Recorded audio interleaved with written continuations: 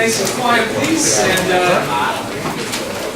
anticipate the joy that comes with the last prep time here.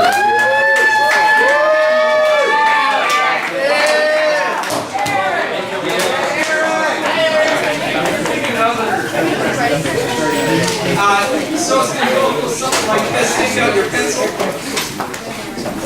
and your English prep guide. Movement 1, prepare. Movement 2, take the thing. And so it goes a little something like, hit the reset button instead of the it goes a little something like,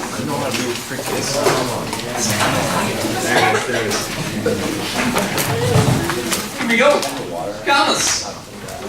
That little thing up there in the corner is a comma. Use a comma before a coordinating conjunction, and, but, nor, or, for, yet, so. These are the fanboys. Fanboys. Got you, Troy. That's Troy. To join two independent clauses. Remember, independent clause has its own subject, has its own verb, can stand all by itself as a complete sentence. So you've got your pencil in hand. The boy wanted to borrow a book from the library. Shout it out. What's the subject?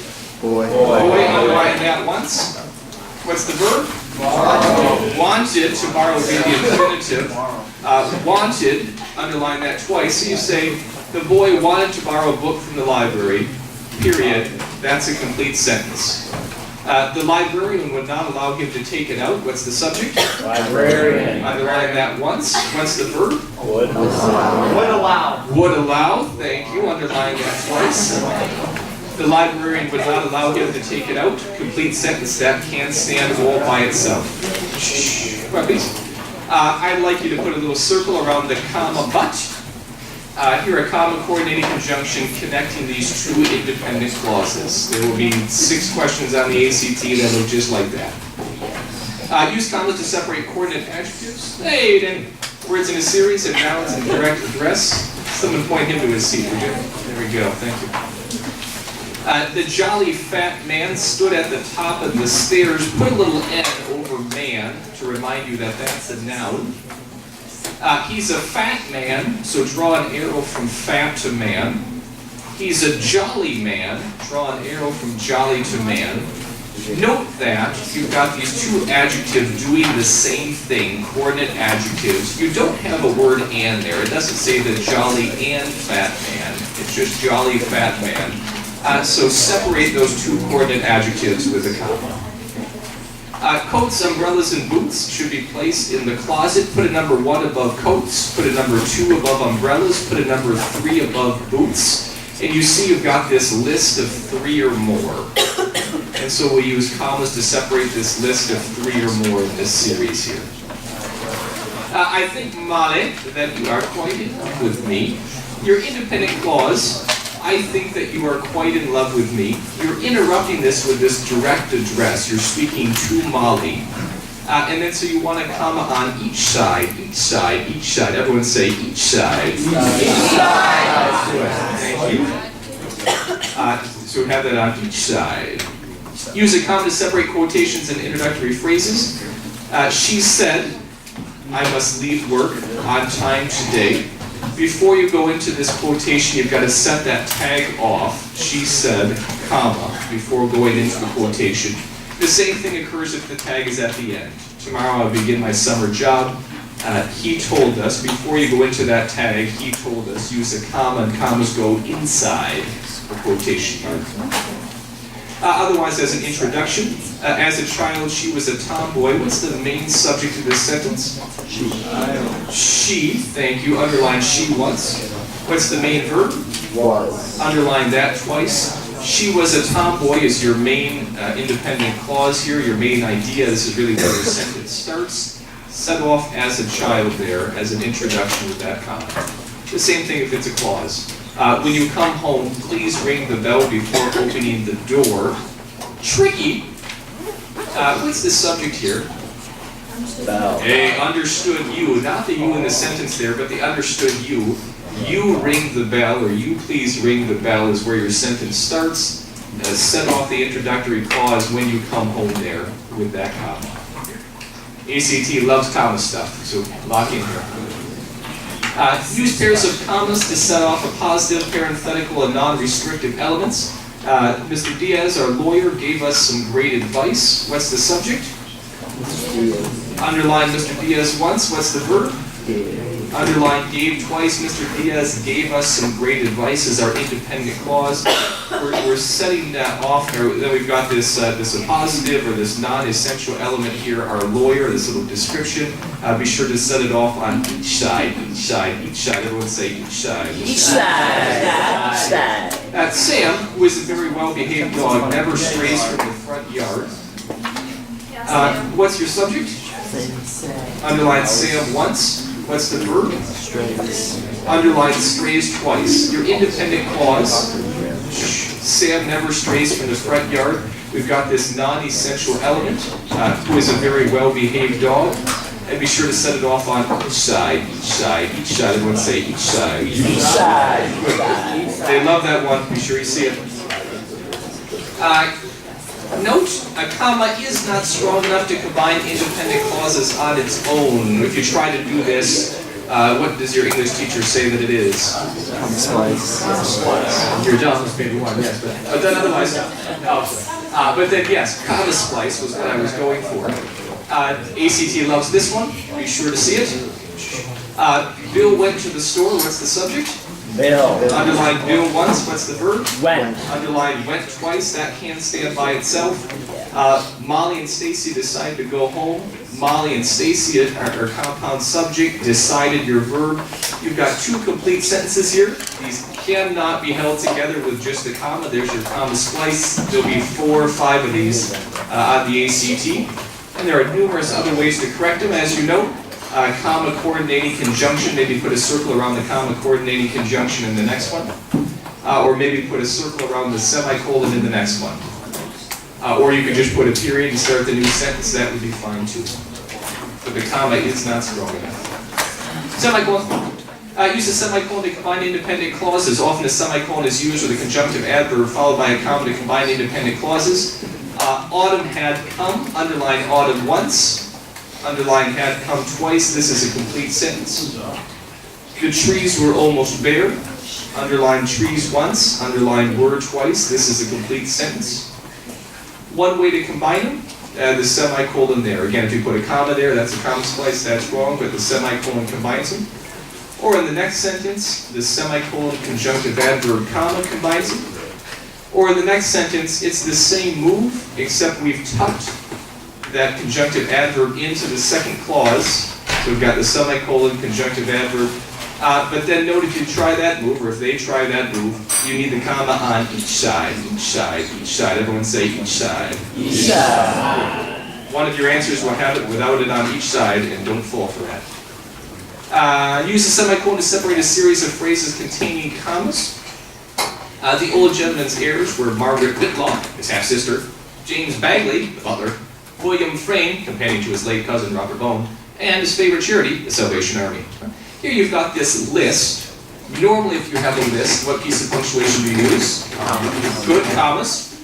However, here we're using commas for other things, and so to separate your list, you've got to upgrade your original commas to semicolons. Here you're bringing in the big guns and using semicolons for this list because you've got other commas in there doing other things.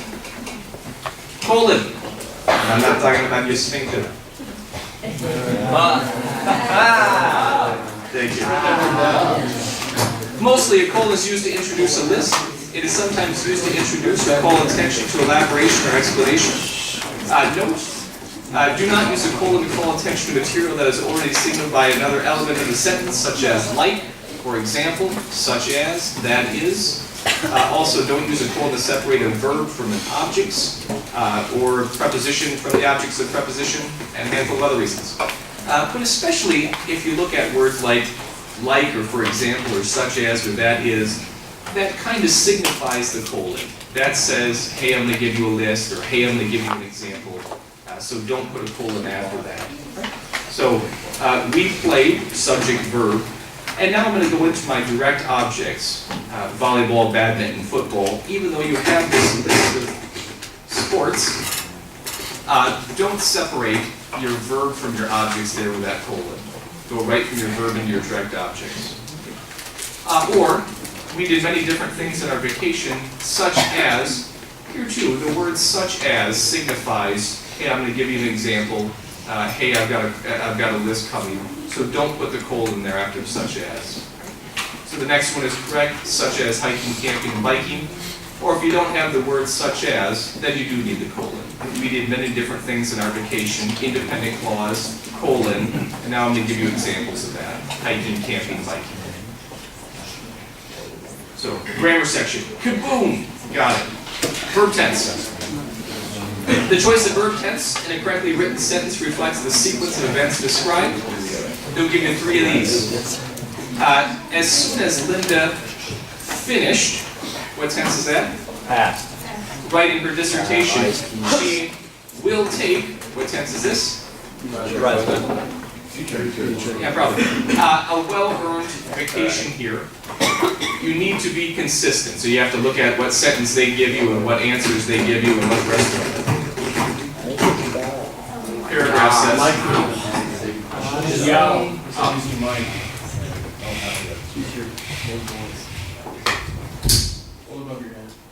There you see them cowboys. So whatever tense they use there, you've got to be consistent, right? And so here, if one of your answers, Linda finishes, she will take. Subject-verb agreement. Verb should agree a number with their subject. The books is on the shelf. Golly, I'm hoping you don't get that one wrong, right? The books are on the shelf. So I'm not worried about that. But this next one and other ones like it, I am worried about. And there'll be 2 or 3 of these on there. Star performers in the movies or on television usually earn substantial income from royalties. Some of you go, there are a lot of words there. I see a lot of nouns. All right, I'm locking into television. That's a noun. Television earns substantial income. Yes, that makes sense to my ear. Maybe that's right. However, no, it's not. Be sure that you're connecting your subject with your verb. Here in this sentence, performers is your main subject, and then earn, of course, is your verb. Performers earn substantial income. So be sure you're locking in with your subject and your verb. Pronoun antecedent agreement.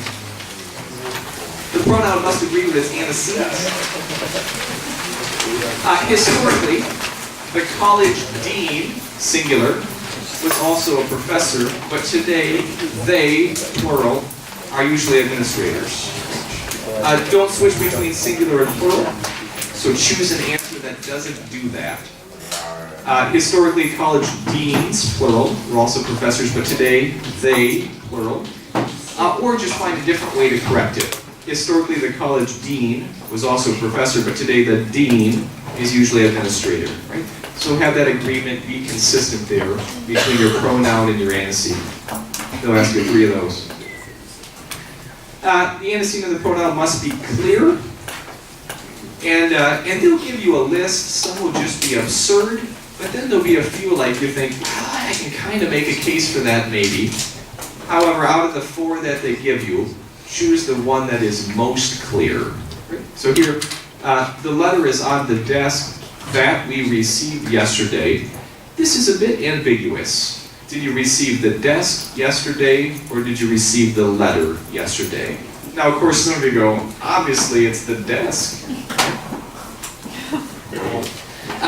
But anyway, I thought I'd give a little chuckle there. Maybe not. Thank you. But you want to choose the one then that expresses the clearest connection there, right? The letter that we received yesterday is on the desk. Now it's crystal clear here that we got the letter. Faulty parallelism. Whenever elements of a sentence perform similar or equal functions, they should have the same form. So however the rhythm of the thing begins, keep it going throughout the whole list or sentence or paragraph or whatever it is that you're focusing on. He spends his time playing cards, swimming, going to the theater, and then at school, you see we change our rhythm here. Don't do that. So he spends his time playing cards, ing word, swimming, ing, going to the theater, ing. So keep that rhythm going. And going to school, ing. Right? However, that starts, keep it going through the whole sentence or the whole list. Adjective-adverb agreement. Adjectives modify nouns and pronouns. Everyone say nouns and pronouns. Adverbs modify verbs, adjectives, and other adverbs. Everyone say verbs, adjectives, and other adverbs. Verbs, adjectives, and other adverbs. Good. He said that the medicine tasted terribly. In the clause, the medicine tasted terribly, what's your subject? Medicine. Underline medicine once. What's the verb? Tasted, underline that twice. And here's going to be the eliminate 30% of it right here. Tasted, action or linking? Good, linking, put a little LV above that. Meaning, the medicine did not grow a tongue. It is not going around licking other things. That would be interesting, really, but that's not what we're talking about. So here we're saying the medicine is terribly. And there I think you're probably here said that that's not right? But here, the terribly, or here we need the adjective form, terrible, is modifying the medicine. It's terrible medicine. And because it's modifying the noun, we need the adjective form. It rained steady all day long. The word steady there, what's that modifying? Rain. Draw an arrow from steady to rain. What part of speech is rain? Noun. Verb, good. Put a little V above rain. So if you're modifying a verb, you want the adverb form steadily, not the adjective form steady. Right? They'll ask you 2 questions like that. Sentence fragments.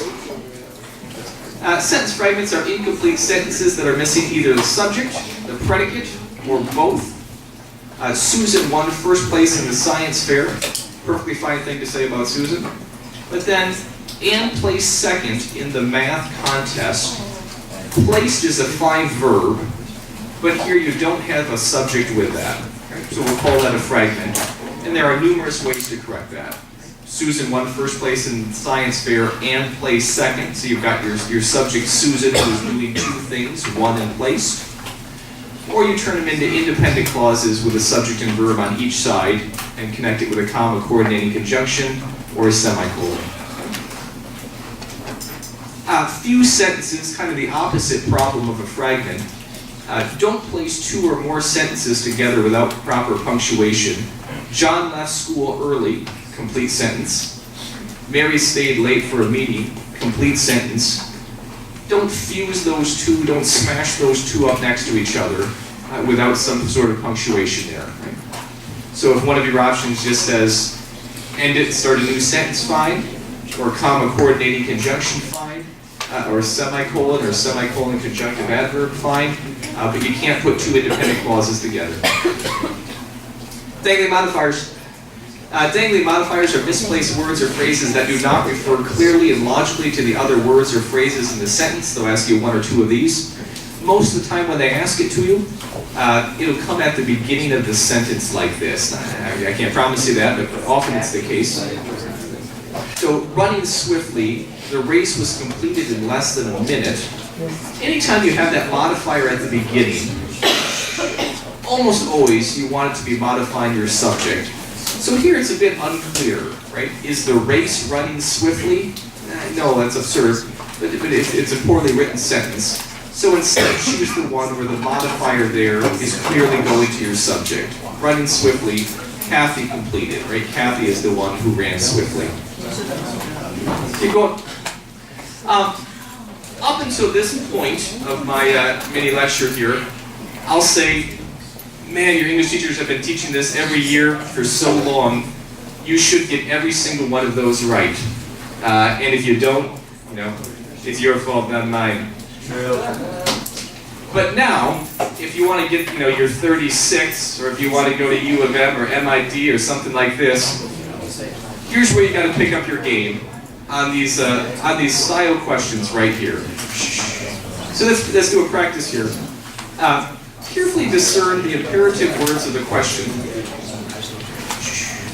Then determine which answer most satisfies that. So we're just going to do a... No talking, please. We're going to do just a practice reading the question like we did yesterday. So here's your question. The writer would like to suggest, and maybe with your pencil just circle to suggest, the potter's cautious pace, circle cautious pace, and sense of anticipation, circle sense of anticipation, in opening the kiln. Given that all the choices are true, which one best accomplishes the writer's goal? Right? So A, B, C, or D, they're all going to be true. Now this is tougher. Now you got to say, all right, I've got to pay close attention to these ideas, suggesting, cautious pace, sense of anticipation, and then choose my answer around that. Right? And this is something that I can't really teach you. But you've got to pay attention to the question here and recognize that they're setting you up there with those words. Suggest, cautious pace, sense of anticipation, and you've got to choose the answer that best satisfies that. Avoid unnecessary and redundant words and phrases. Don't keep saying the same thing over and over again. Don't be repetitive. There's no need to repeat yourself. Just did. So traditional American Indian music is associated and connected. You think, you're saying the same thing. Don't do that. Choose the answer that is most succinct, while still keeping all the meaning in there. And as we did yesterday, you have to read the question correctly in order to get it right. In the English test here, be on guard for words in the question like, not, except, best, least. There'll be 8 or 9 questions that have one of those words in it. And if you miss that, you probably get it wrong, right? Because the question says, all the following are correct except, you miss the word except, you look at A, you say, hey, that's right, it must be A. Boom, right? Well, no, A, B, and C are all right. It's D that's wrong, and that's the one you should have chosen. Format. Hey, you got to move on this one too. 75 multiple choice questions to be completed in 45 minutes. You've got 5 prose passages. Yeah. And then here's the kind of stuff they're going to be asking you. Usage mechanics, punctuation, grammar, sentence structure, and then rhetorical skills, strategy, organization, style. And again, I think, whether you do or not, but I think, man, you really should know usage mechanics stuff. We've talked that so many times. You got to get those right. But then the ones you got to work on, think a little bit here. The rhetorical skills are a little bit tougher, I think, but still very doable. Let's do some practice. Try not to jump ahead. Let's just go through one at a time here. So I give you 20 seconds, and answer number 1.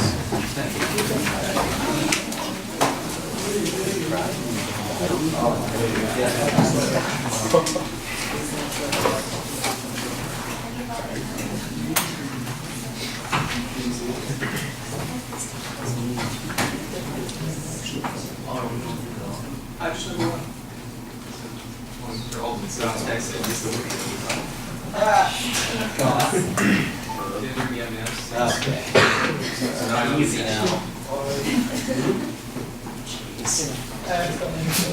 Which of the following alternatives to the underlined portion would not be acceptable? Raise your hand if you were a horse's patoot and missed the word not. There you go. On, horse patoot. Sam, horse patoot. Again, there'll be 8 of those, and don't get all 8 of those wrong just because you missed the word not. So here we're combining independent clauses. A, you've got a semicolon, conjunctive adverb, comma. C, a new sentence. D, a semicolon. B is the comma splice. That's the no-no. Number 2.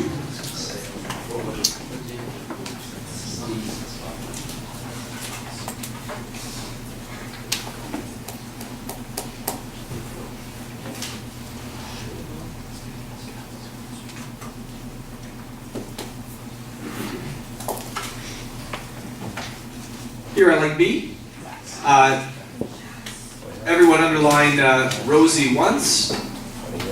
Underline is twice. Your independent clause is Rosie is a desert tortoise that my grandmother raised. We've got this non-essential transitional element here. It turns out. Well, we want to set that off on each side with those commas. 3.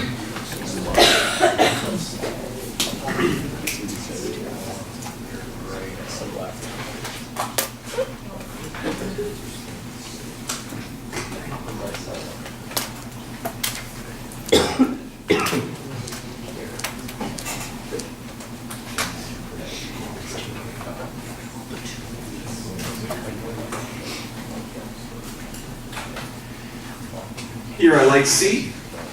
Joe, did you get it right? Yeah. Good job. Be sure to see the word not in there. Here too, we're combining independent clauses.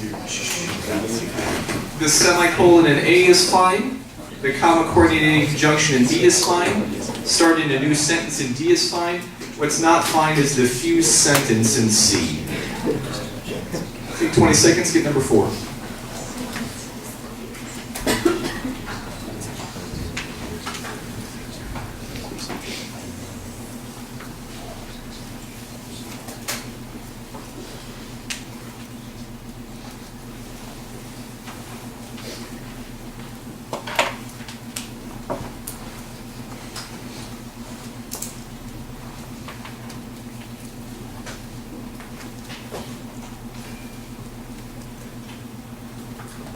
Here I like C. Sublim and airless seams of Bornean rock miles beneath Earth's surface. No reason to start randomly dropping in commas into this thing. You don't have an introduction. You're not setting anything off. Just keep that sentence going. Number 5. Take 20 seconds.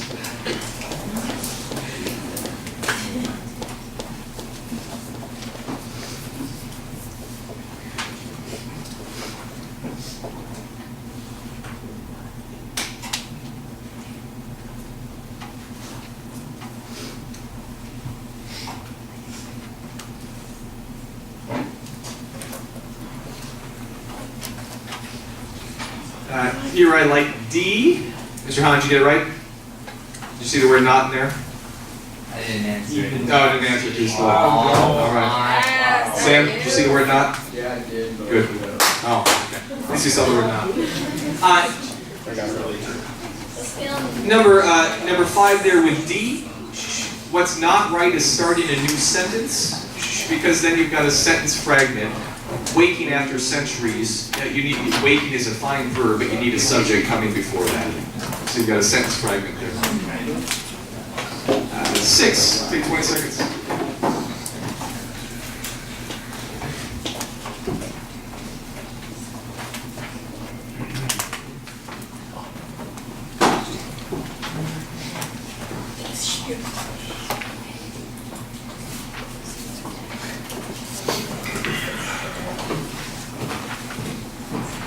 Six, I like C. Keep the parallel form going. After centuries, to feed, infinitive there, to verb, and then to be bred. There you break the rhythm, you break the parallel form, right? To feed and to breed. Plus it rhymes, slick, but that's not why you're answering it like that. But parallel form.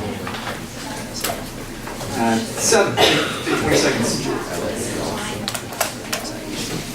Don't cross the line, Sam.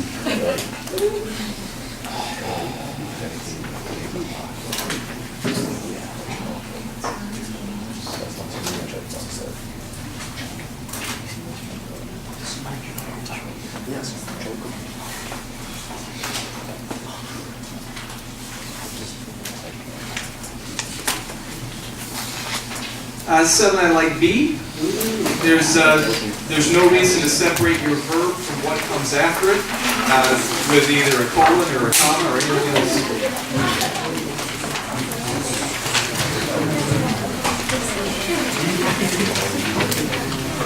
Number 8, take 20 seconds.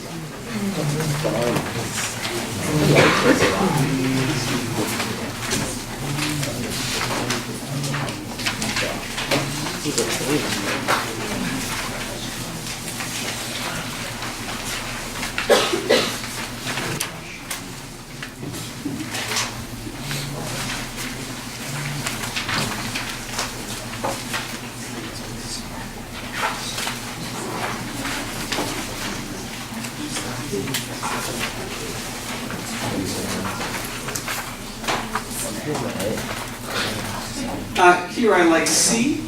Out of all of my choices there, I think C offers you the clearest understanding of the pronoun, thinking about her, and not confusing Susan and Emily for who we mean by her here.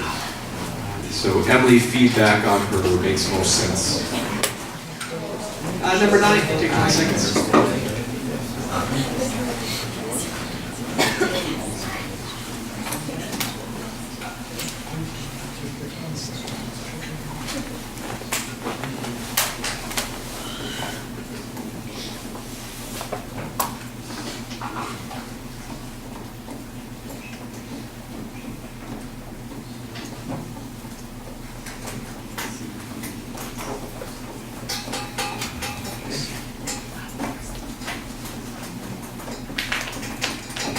Here I like D, omit the underlined portion. And here's why. If you listen to the rhythm of this thing, unbricking a kiln is like, and now I'm adding in this new subject here, a person. And so I lose the parallel form. If I had started by saying a person unbricking a kiln is like a person uncovering buried treasure, that would be fine. But since I just started by saying unbricking the kiln, then I want to say is like uncovering buried treasure. I keep that same rhythm, keep that same parallel form going. Number 10, take 20 seconds.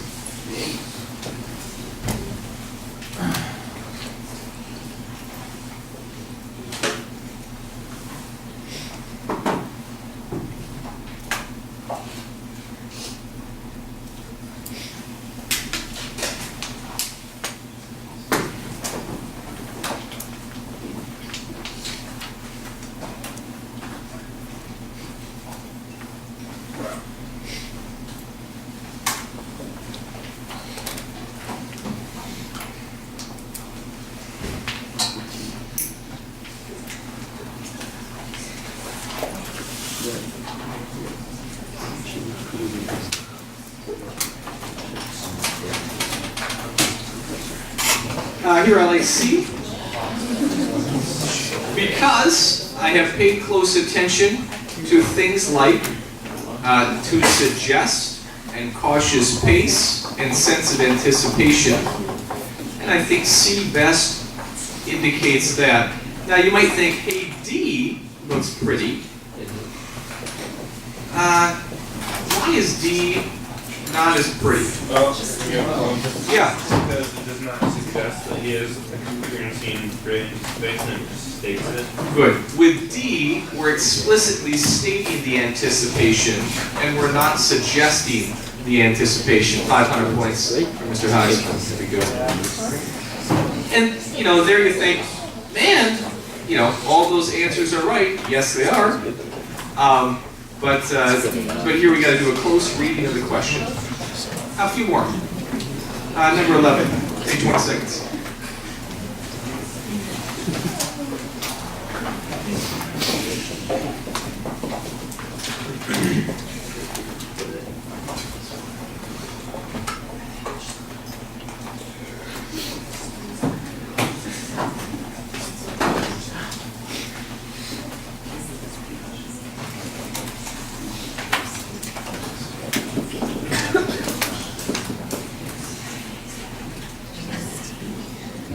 Here I like A, no change.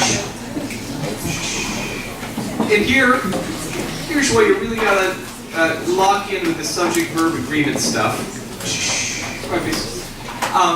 Some of you say, all right, rewards is my verb. I see the noun shapes before that.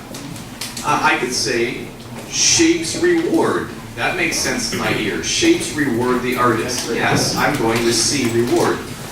However, of leaving shapes as a prepositional phrase, your subject is the view, right? An expanding view rewards the artist. So make sure you're looking at the subject when you're connecting it to your verb there.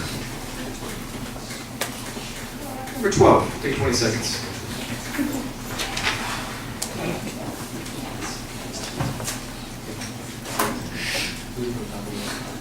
Shh.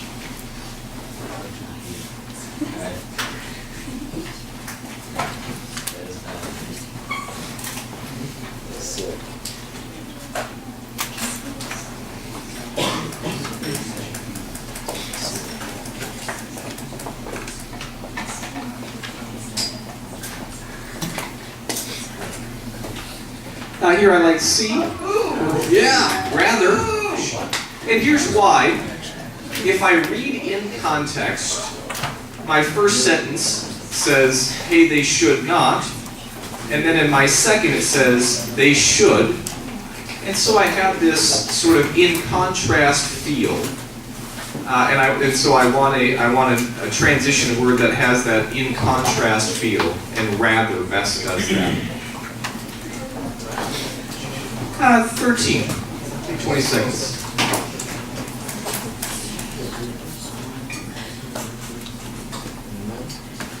Any Clapton fans in the room? What? Who is that? Clapton, who is that? Wow. You just lost your 500 bonus points. Yeah, you. So you're great.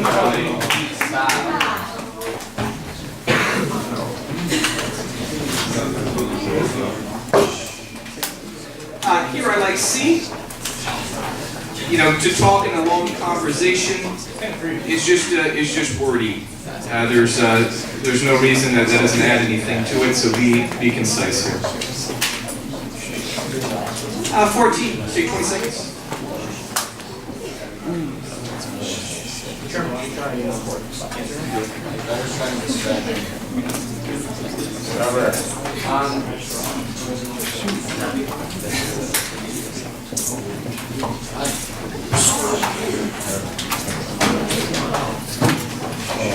Uh, 14. Don't talk in, please. 14. I like no change, and here's why. Those who perform these tasks well. What's the word well modified? Good. How they perform or in what way they perform. Modifying my verb. And so if I modify my verb, I want the adverb well, not the adjective good. Thoughts, questions, comments, concerns?